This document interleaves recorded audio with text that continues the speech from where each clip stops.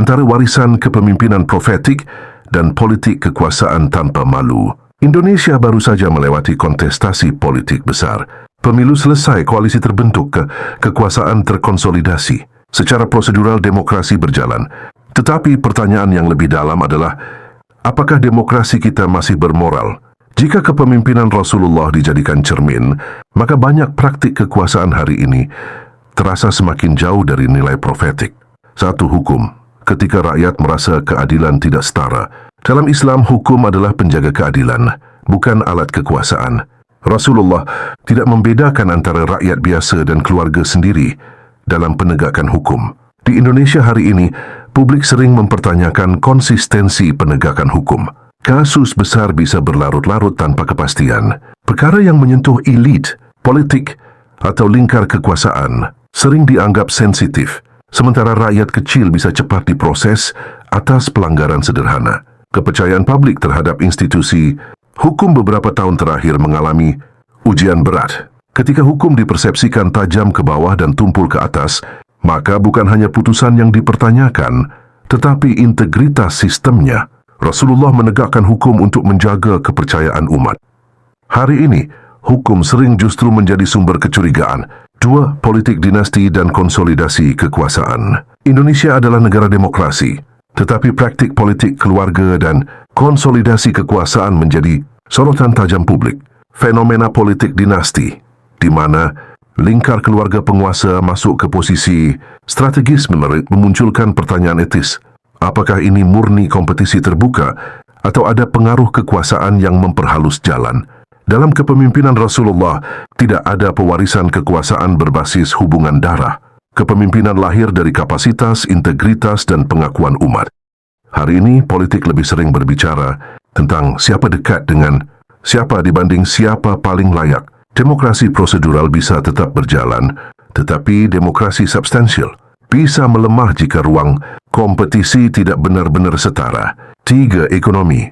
Pertumbuhan tinggi tapi rakyat masih tertekan. Pemerintah sering menyampaikan angka pertumbuhan ekonomi yang stabil. Infrastruktur dibangun. Proyek strategis nasional terus berjalan.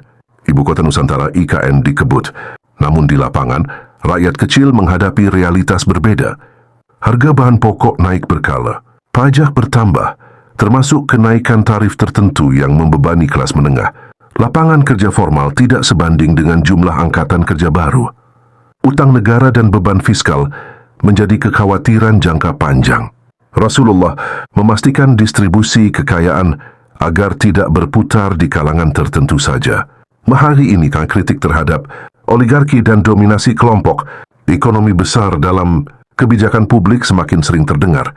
Pertanyaannya sederhana, apakah pembangunan ini benar-benar berpihak pada rakyat kecil atau lebih menguntungkan pemilik modal besar? Fakta kebijakan publik, partisipasi atau formalitas.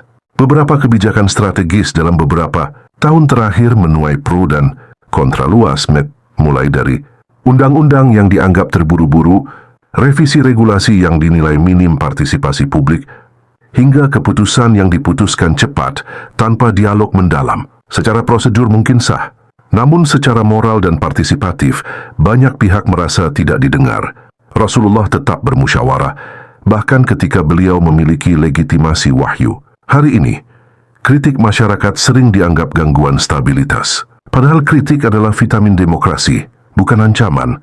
Moral kekuasaan, apakah masih ada rasa takut? Inilah yang paling krusial.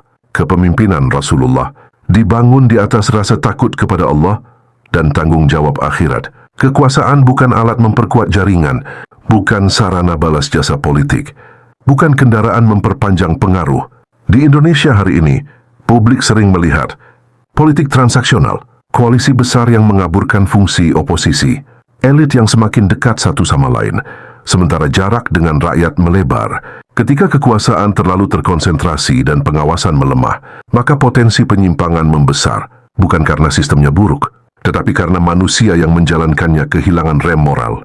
Kita tidak butuh malaikat, kita butuh pemimpin yang takut zalim. Indonesia tidak kekurangan orang pintar, tidak kekurangan ekonom hebat, tidak kekurangan politisi berpengalaman. Yang mulai langka adalah keberanian untuk jujur dan adil. Kita tidak menuntut pemimpin menjadi nabi.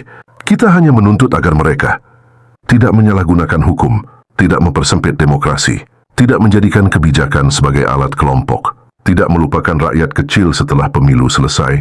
Jika hukum bisa disesuaikan, jika politik bisa direkayasa, jika ekonomi hanya menguntungkan segelintir, maka yang rusak bukan sekadar pemerintahan. Yang rusak adalah kepercayaan generasi. Dan ketika kepercayaan rakyat hilang, tidak ada infrastruktur, tidak ada angka pertumbuhan yang mampu menggantikannya.